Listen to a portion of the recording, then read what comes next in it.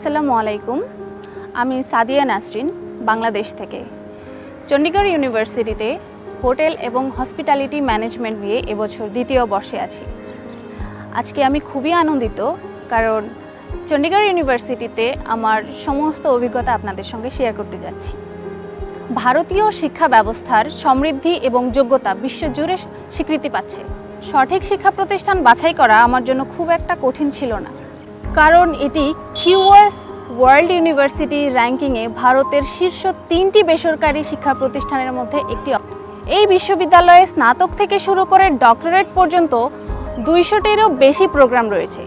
তাই প্রত্যেকেই তার চাহিদা অনুযায়ী যে যার মতো পছন্দ মতো তার নিজস্ব প্রোগ্রামটি বাছাই করতে পারে। চণ্ডীগড় ইউনিভার্সিটিতে 54টিরও বেশি দেশের শিক্ষার্থীরা এই বিশ্ববিদ্যালয়টিকে বৈচিত্র্যময় করে গড়ে তুলেছে।